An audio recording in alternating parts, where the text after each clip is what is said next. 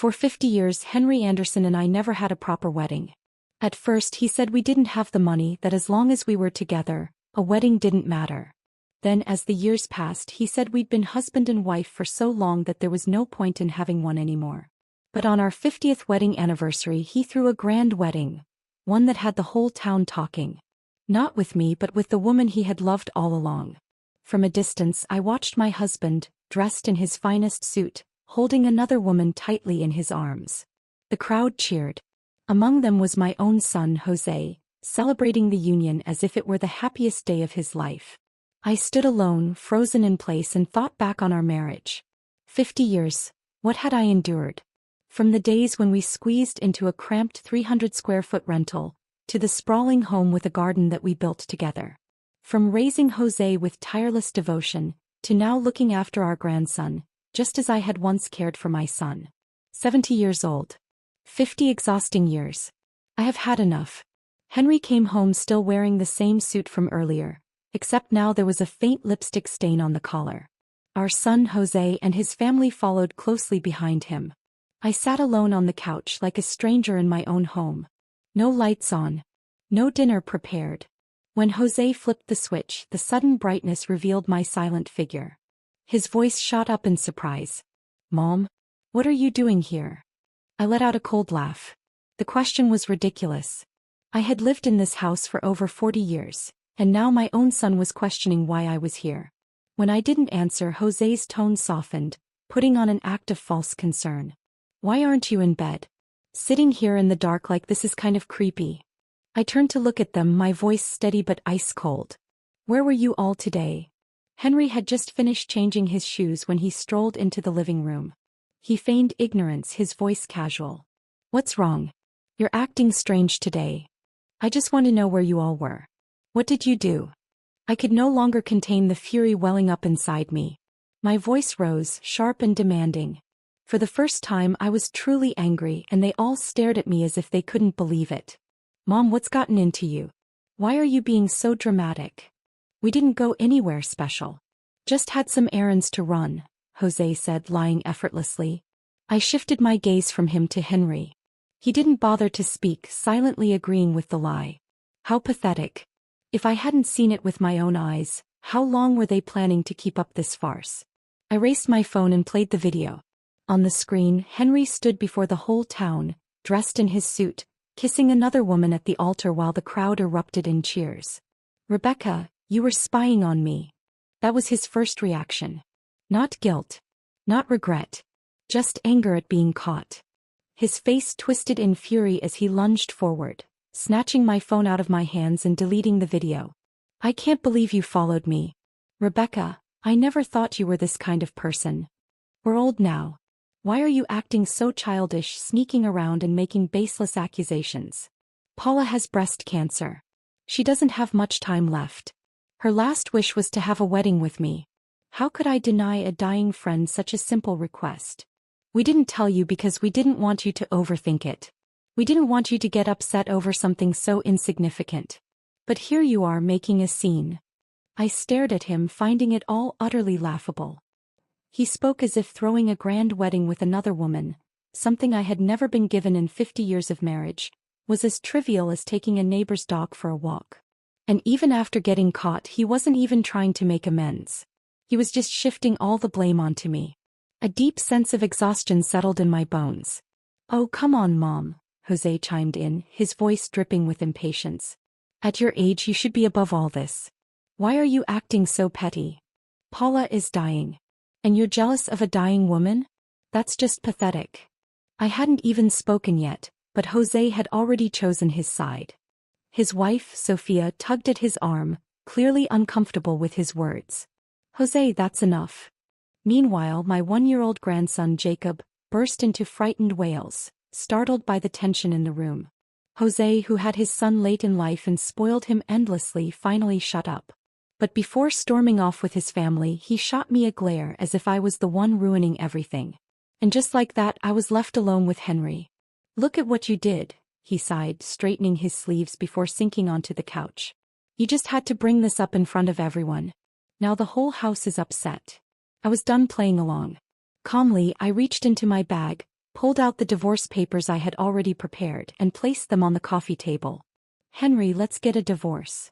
The look on his face was almost amusing. As if he had truly believed I would simply swallow his excuses and forgive the man who had stood at the altar with another woman. "Rebecca, enough with the tantrum," he snapped. "We're in our 70s. We're not young anymore. Can't you just let it go?" He was right about one thing: we weren't young anymore. I never imagined that, at this stage in my life, I'd have to face the brutal reality that the man I spent half a century with was nothing more than a liar and a coward.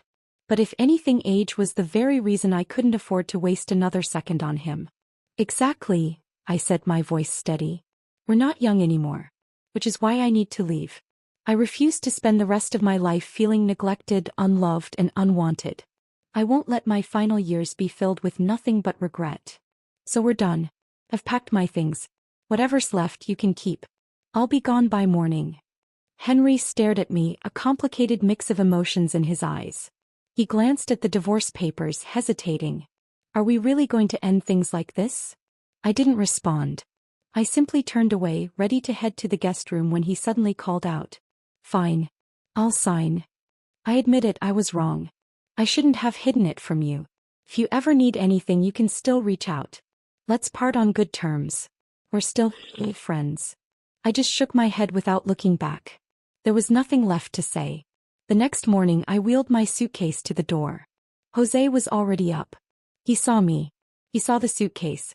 And yet, instead of offering to help his 70-year-old mother carry her things, his only concern was, "Mom, you're being ridiculous. You and Dad have been together forever. How can you just divorce him like that? Who's going to cook? Who's going to clean? Who's going to take care of Jacob? You're making a big deal out of nothing. Dad was just doing something nice for Paula. They didn't do anything else. Why are you being so unreasonable?" As Jose continued his relentless accusations, I finally saw him for what he truly was: a thankless, selfish man. A son I had raised for over 30 years, only to realize now that I had spent my life nurturing nothing but an ingrate. I nearly lost my life giving birth to him. Amniotic fluid embolism. It was a miracle both Jose and I survived that day. I nearly died on the hospital bed just to bring him into this world. And when he was little, he was everything a mother could hope for: obedient, kind, loving. He was this same little boy who once swore to protect me when he grew up. Yet now that same child was the one who dismissed me, who hurt me the most. I couldn't bear to look at him any longer. Every second in his presence, every word he uttered, only deepened my disappointment. Without sparing him another glance, I struggled to push my suitcase toward the door, quickly changing my shoes before stepping outside. 70 years of life, and I had finally learned how fleeting everything was. I left that house with only one suitcase. The rest? None of it mattered.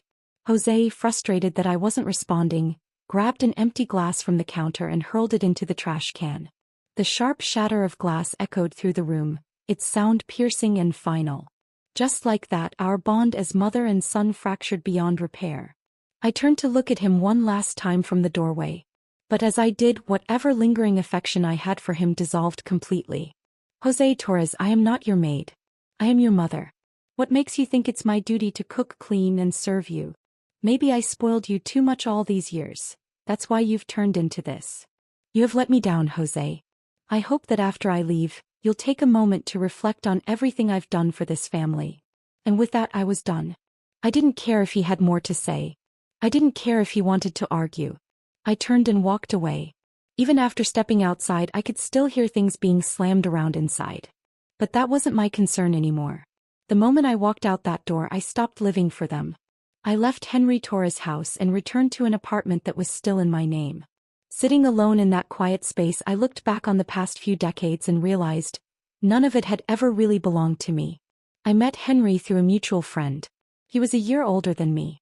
At the time, he was a fresh college graduate, while I was just a girl who had started working right after high school, struggling to survive on my own for nearly 5 years.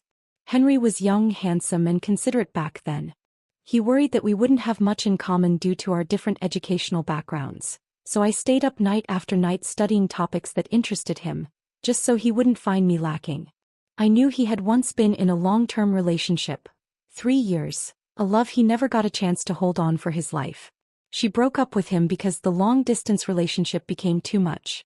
I didn't hold it against him. It's that I pitied him. I pitied the effort he had poured into that relationship only to be left behind. So I made a vow to myself.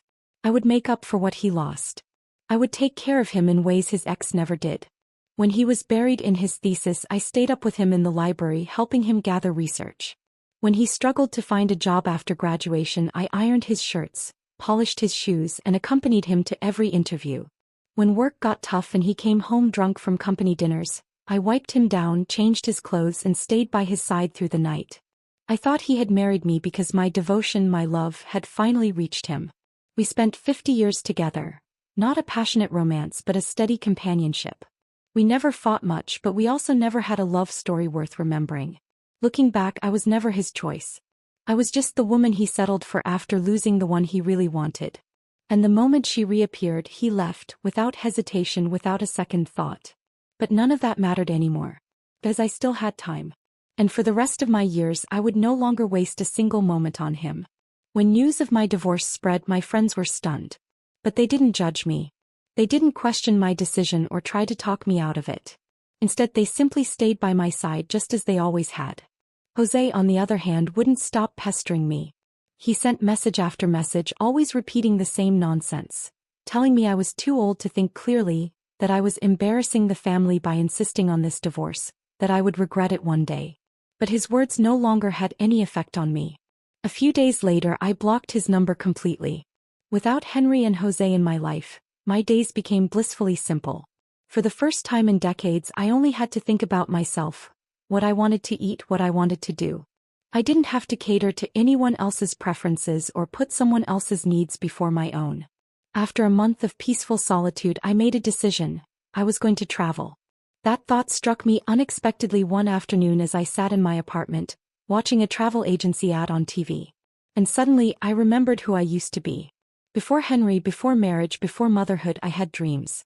I worked hard not just to survive but because I wanted to see the world. I wanted to travel, to go anywhere and everywhere my heart desired. But then life happened. I put Henry first. I put my family first. And my dream of traveling got buried, forgotten, left to collect dust in some dark corner of my mind. Even the trips I did take over the years were never truly mine. I went where Henry wanted to go, where Jose wanted to go. And even then, I was never free to simply enjoy myself. I was always the one taking care of them, making sure they were happy, ensuring everything went smoothly. Not this time. This time I was going for me. Before I could overthink it, I picked up my phone and booked myself on a group tour. And it turned out to be the best decision I had ever made. For the first time in my life, I traveled for myself. I tasted food I had never tried before. I saw breathtaking sights that I never thought I would witness with my own eyes. And along the way, I met women just like me. Women who had spent their lives putting others first, only to find themselves standing alone in their later years. But they weren't bitter. They weren't regretful. If anything, they were full of life. By the end of the trip, we had already made plans to keep in touch. Some of them even talked about moving into the same retirement community so we could spend our golden years together. Every day of the trip, I took photos of the places I visited, the moments I wanted to remember. And I shared them on Instagram, letting my friends see what I was up to.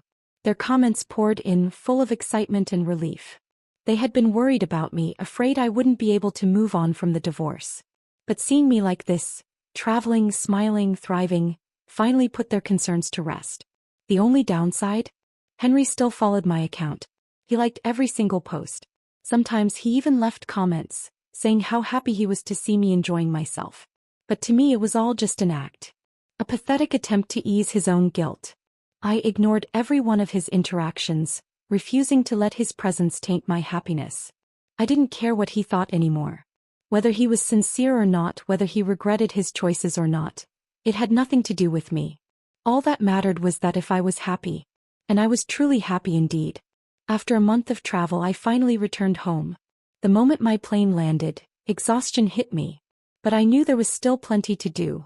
Unpacking, cleaning, settling back in. Before tackling all of that, I decided to step out for a bit. There was a small cafe downstairs that I frequented. A warm latte and a simple pastry seemed like the perfect way to ease back into normal life. But the moment I pushed open the cafe door, I spotted an unexpected visitor. A woman I had never really seen in person before. She looked me over with a knowing smirk before speaking. You must be Rebecca, right? You look better in person. Not really like what Henry said that you were so aged. Paula was sitting there across from me wearing a well-tailored dress. She had gone all out with her hair and makeup, clearly intending to make an impression. She smiled at me as if we were old friends, her face gleaming with a hint of smugness. Her praise felt almost sarcastic, especially considering the contrast between her polished appearance and mine, fresh off a long journey, too tired to even freshen up. I probably looked like a wrinkled old woman next to her. Wasn't Paula supposed to be in the late stages of breast cancer? From the outside she didn't look sick at all. I didn't respond to her compliment, so she awkwardly laughed and then adopted a soft, soothing tone as she spoke again. Hi, I'm Paula, a longtime friend of Henry's. He's mentioned you many times, but we've never had the chance to meet properly. I heard you just returned from a long trip. I sat down across from her with a blank expression, merely nodding in response, not interested in continuing the conversation. But Paula, as if ignoring the indifference in my tone, continued talking as though I hadn't spoken at all. You must be tired and nostalgic after being away from home for so long, right? At our age we become more sentimental. Life's been long, full of both gains and losses. Henry and I, for instance, we had to end our relationship because the long distance was just too hard. Honestly, we've always had feelings for each other, but we let go because it was too painful. She paused, her smile deepening, her eyes glinting with an almost proud, wistful air. Now, after all these years, we're both old and gray. We don't want any regrets left between us. At that, I couldn't help but laugh out loud. So, to make up for your past love regrets, I'm supposed to willingly give up almost 50 years of my life, letting you two be together, right? I said, my voice laced with sarcasm. Rebecca, I know we were wrong to you, she began as if she hadn't heard me at all. But who can control feelings? You know, a few months ago I was misdiagnosed with breast cancer. When I heard that news, I felt like my world was falling apart. I was in such a panic, I reached out to Henry. I thought he wouldn't even want to see me, but to my surprise he came to me. A soft smile crossed Paula's face, one that seemed to drip with both joy and a touch of pride, as though she was hoping I would react to this love story of theirs. But I wasn't interested. I didn't care. Still, she kept talking, oblivious to my lack of response. You don't know how scared he was when he heard about my cancer diagnosis. He held me and cried for so long. I was so moved. After all these years, I didn't expect that Henry would still have feelings for me. She leaned forward, her voice growing more animated as she continued. That's why when I asked him to throw us a big grand wedding, he was like a little boy, so excited. He promised me I'd be the happiest bride in the world. And it was him, constantly running around and handling all the wedding preparations for us. I raised an eyebrow, understanding now why Henry had been working late every day these past few months. It was all for her, for their wedding. Everything had been right in front of me, but I had been too numb from all these years of monotony to truly see it. I was losing my patience, unable to tolerate any more of this woman boasting about how much my ex-husband loved her. So I cut her off, unable to listen any longer. You don't need to tell me about your love life. Honestly, I don't care, and whatever happens between you two from now on has nothing to do with me. With that, I stood up, called the waiter to pay, and grabbed my packaged croissant to head home. Are you in such a hurry to leave? I still have so much more to say, Paula said, a hint of hurt in her voice. But if you don't want to listen, then fine, I've said too much and upset you. Her phony act was making me sick. Since she was asking for it, I had no reason to spare her feelings anymore. I paused, turned back, and with a firm voice, I spoke directly to Paula's overly dramatic face. Seriously, can you at least have some dignity at your age? Here's the thing. Knowing full well that Henry was married, you stole my husband and shamelessly had a wedding with him. You're openly the third party in our marriage. You don't need to sugarcoat your twisted love story with all this talk of passion. If you truly loved him, would you have waited 50 years to finally get together? What were you two doing all that time? My voice wasn't loud, but it was clear and firm. The entire cafe suddenly caught the attention around our table. Paula clamped her mouth shut, her eyes beginning to redden, and she once again slipped into the victim role, playing for sympathy. Rebecca, what are you even saying? Just then Henry rushed in, looking disheveled and frantic. Upon seeing Paula's swollen eyes, he hurried over to her, pulling her into a tight embrace. His concern was so exaggerated it made my stomach turn. "I know you're hurting, but this isn't Paula's fault," he said, his voice full of defensiveness. "If you're upset, take it out on me. Don't blame her." I was about to laugh in disbelief. The audacity of them. Those two were in the wrong, but somehow I was the one getting blamed. Then from across the cafe someone suddenly spoke up. "I think I've seen these two online recently. Didn't they just have a huge public wedding?" The entire cafe fell silent for a moment before the murmurs began, whispers that quickly grew into full-blown discussions. All eyes turned to me, their expressions shifting as they absorbed what they had just heard. Suddenly, I was no longer Henry's rightful wife.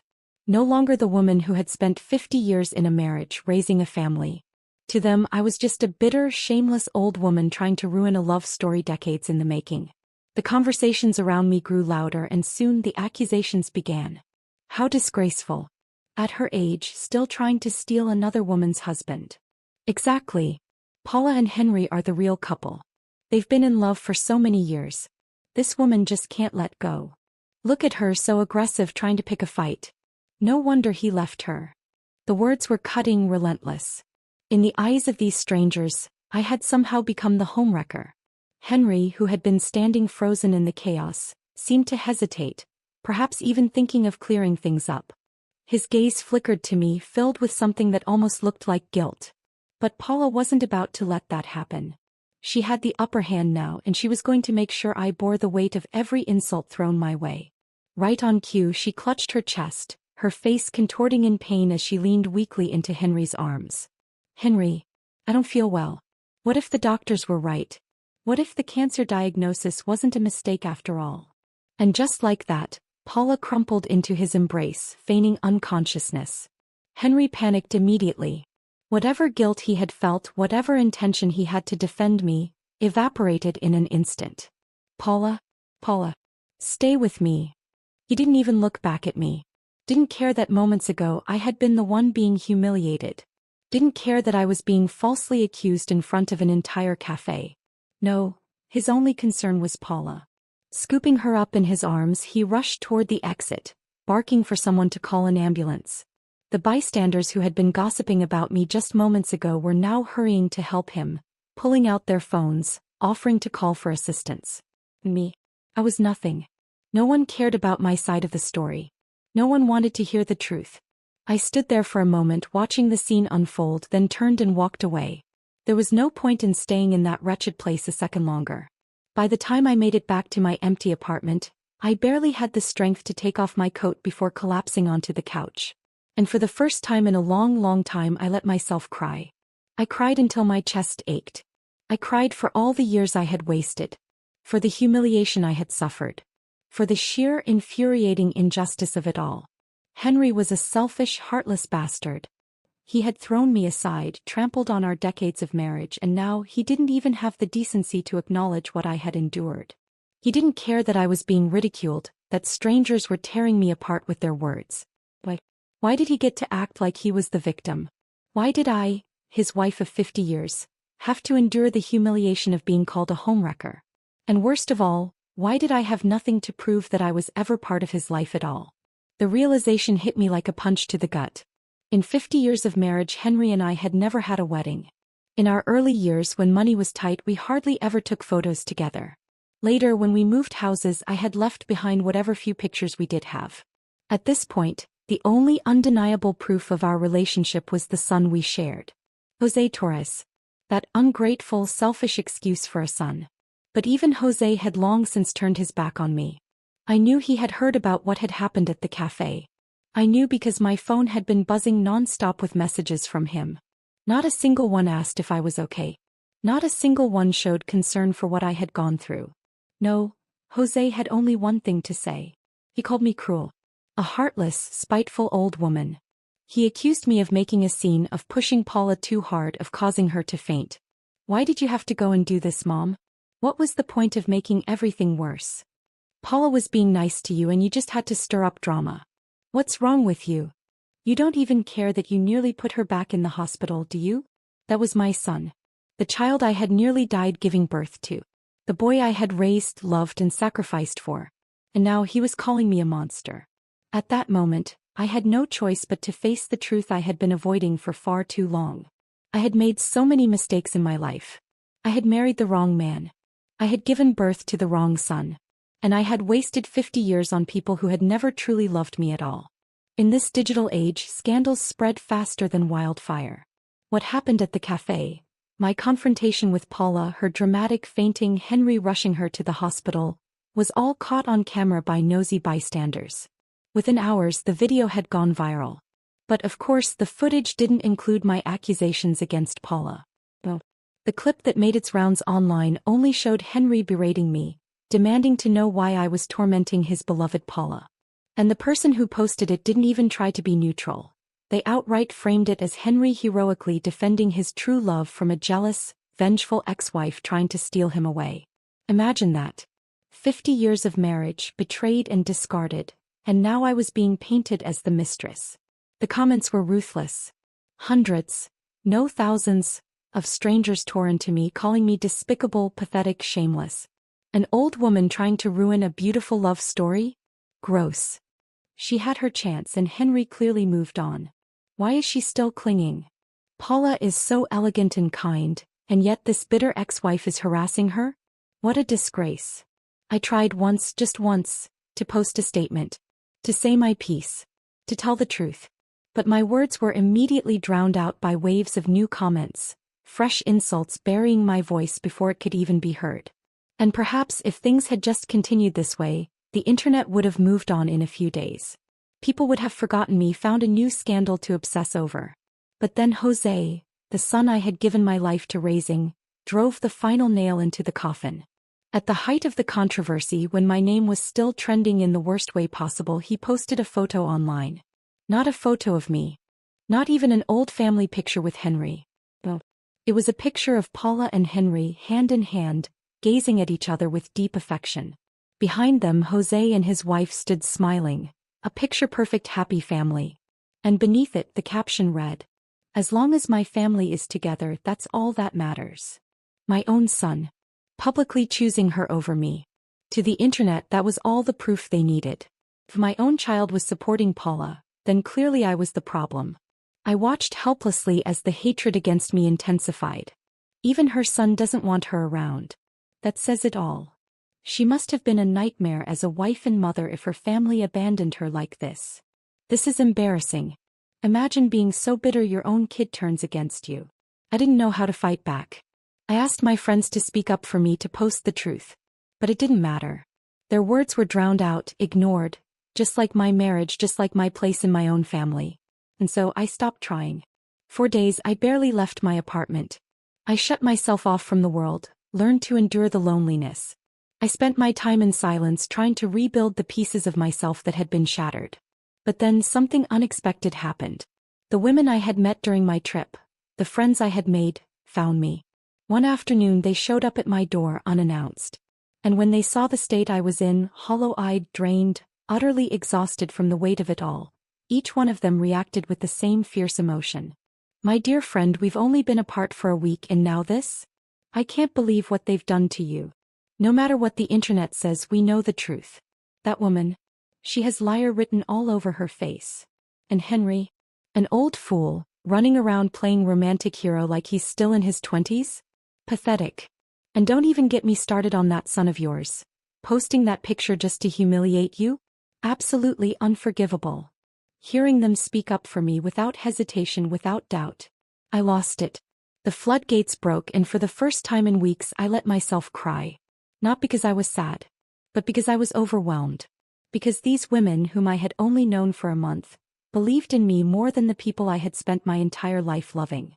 And when the tears subsided, when my breathing steadied, I finally let it all out. I told them everything. Every injustice. Every betrayal. Every moment I had spent bending over backward for people who never once appreciated me. By the time I was done, something in me had shifted. Like a long-held burden had finally been lifted. I wiped my face, took a deep breath, and sat up straighter. "Screw Henry," I declared, a newfound lightness in my voice. "Who cares? Let him have Paula. I wouldn't take him back if he begged. And Jose, that ungrateful bastard, he wants Paula as his mother? Fine. He can have her. I'm done with him too. My friends exchanged relieved glances. We were worried you wouldn't be able to let go, one of them admitted. But seeing you like this, we should have known better. Enough about those losers, another chimed in. Let's talk about us. Are we still looking at that retirement home together? Outside, the gray clouds that had lingered for days had finally begun to part. Sunlight streamed through my apartment window, warm and golden. And inside, for the first time in a long time, I wasn't alone. We sat together, laughing, talking, making plans for the future. Not just about the retirement home, but about our next trip. Because there was still so much of the world left to see. And this time I was going to live for myself. Day by day, my life gradually returned to peace, while Henry's world, on the other hand, descended into chaos. The moment our divorce was finalized, Paula wasted no time moving into Henry Torres' house. At first, everything seemed picture perfect.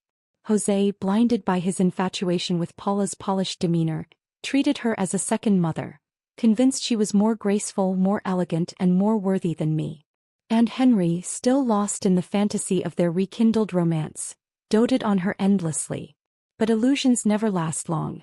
And soon reality came crashing down. Without me in the house, no one was there to cook, clean, or keep things running smoothly. Jose, unwilling to spend money on a housekeeper or trust an outsider in their home, subtly hinted that Paula should take over.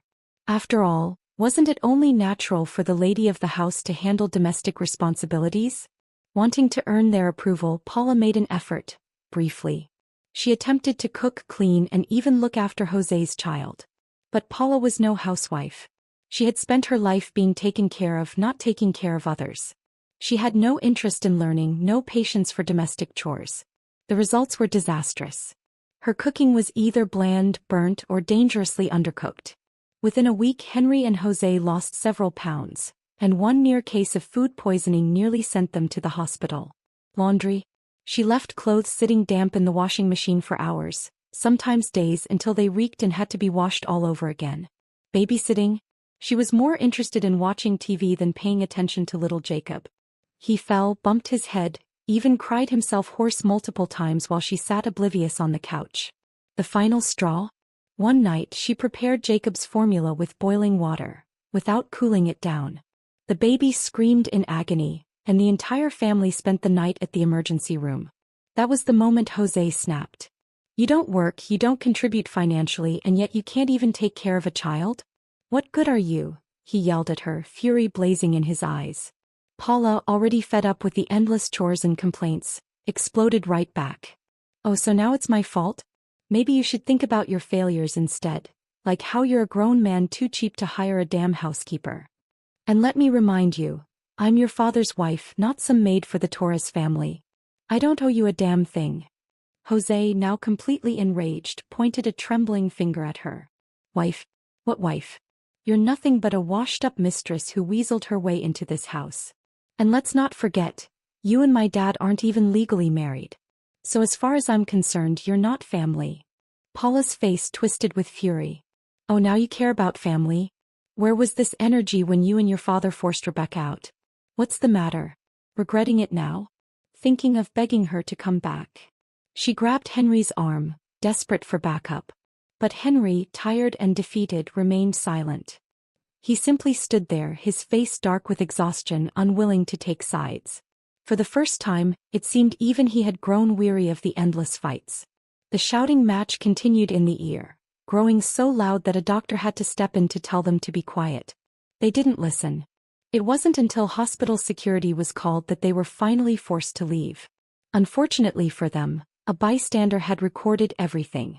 Within hours, the video was uploaded online where it exploded. And this time the internet saw the truth. People connected the dots. This was the same Paula from the previous viral scandal. The poor, innocent woman Henry had protected from his evil ex-wife. Turned out to be nothing more than a manipulative homewrecker. The outrage was immediate. People dug up my old statement, the one everyone ignored. Now my story finally had an audience. So let me get this straight. This woman broke up a 50-year marriage, then played the victim? Henry and his son threw away a real wife and mother for this? Jose Torres is the worst. He publicly humiliated his own mother just to praise a mistress? Absolutely disgusting. Rebecca, if you ever see this, We believe you. You deserved better than these horrible people. The backlash was swift and brutal. Henry, Jose, and Paula became public enemies overnight. Jose's job in sales relied heavily on reputation, and after this his boss conveniently found a reason to let him go. With his name now toxic, he couldn't find another job. Unemployed and frustrated, he spent his days at home, arguing with Paula nonstop, threatening to throw her out. Henry, caught in the middle, could do nothing. One side was the woman he had waited for, the love of his life, but the other side was his only son, whose life had been destroyed because of Paula. Whichever choice he made, he lost. So instead he just gave up. He spent his days sitting by the window, staring blankly into the distance, sighing endlessly. Meanwhile, Jose's wife, Sophia, became the only functioning adult in the household. She worked full-time, then came home to cook, clean, and care for their son, completely overworked, completely exhausted. And finally, when she couldn't take it anymore, she reached out to me. "Mom, when are you coming back? We need you. The house is falling apart without you." Her message arrived just as I was mid-spin, dancing in the arms of a charming man I had met at the ballroom. I glanced at my phone. Then with a smirk I turned it over and ignored it. I was finally living for myself. And I wasn't going back. Fernando was a man around my age. His wife had passed away 10 years ago, and though he never remarried, he found solace in dance.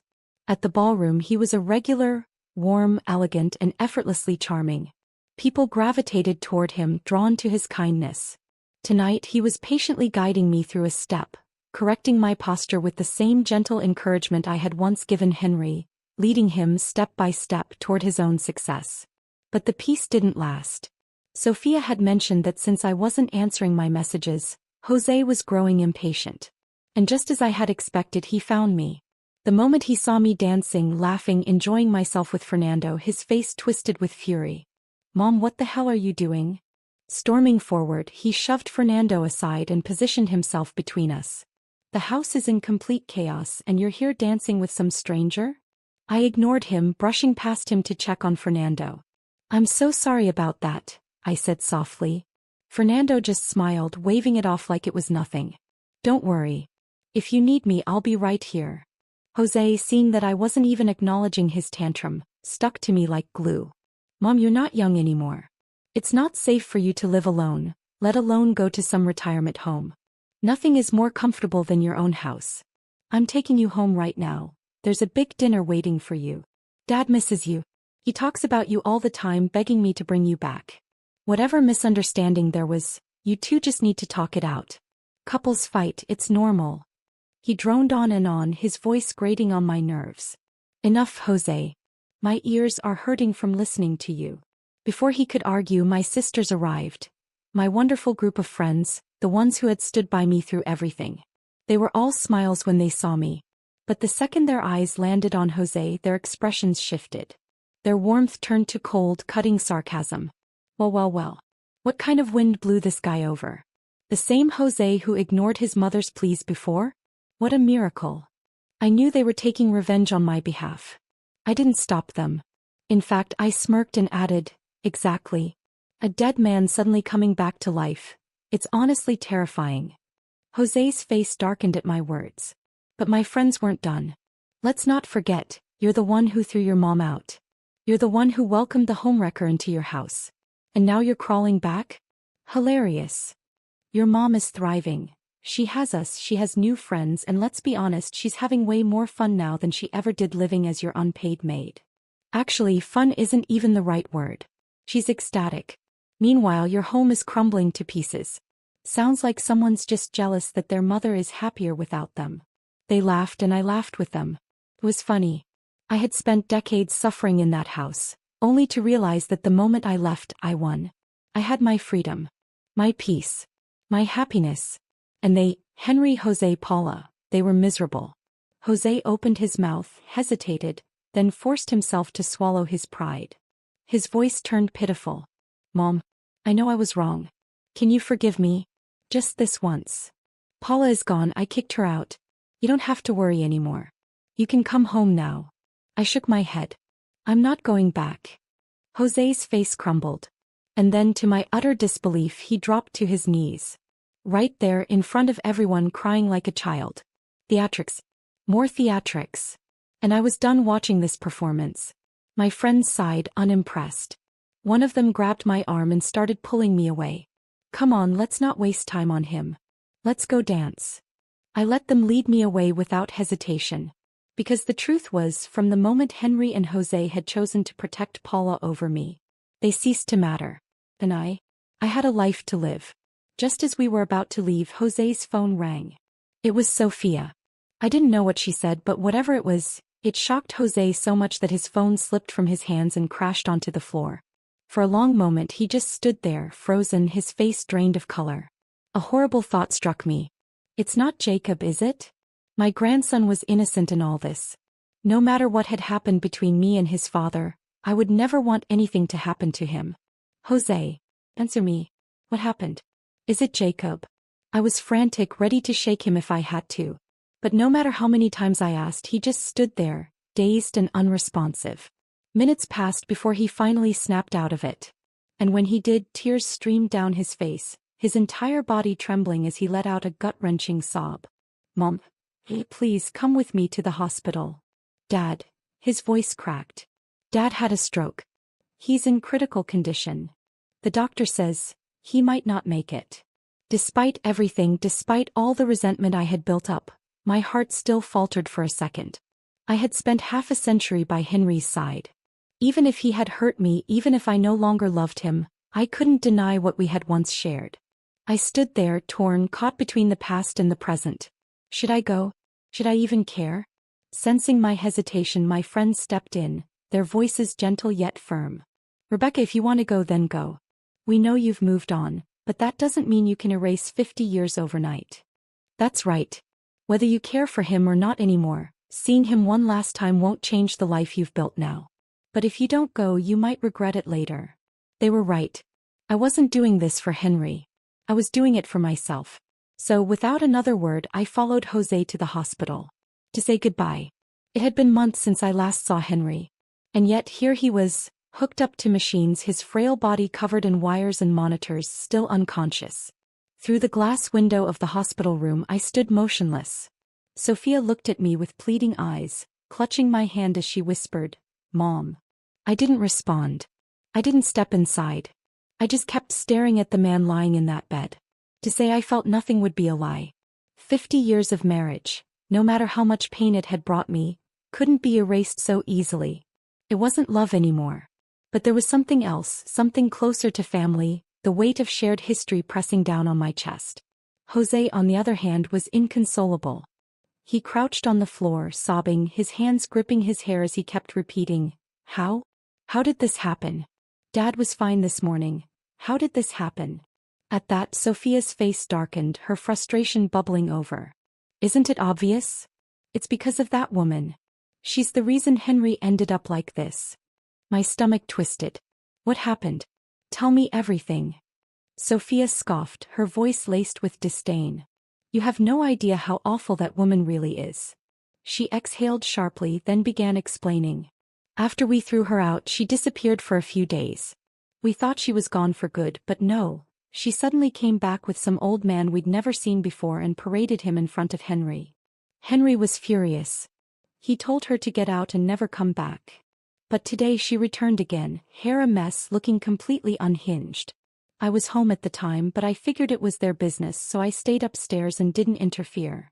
Sophia swallowed hard, her voice breaking. I overheard everything. She wanted to reconcile, to come back. Henry refused. So she threatened him. Said if he didn't take her back, she'd never leave. She hesitated, her hands trembling. I couldn't take it anymore, so I finally went downstairs to tell her off.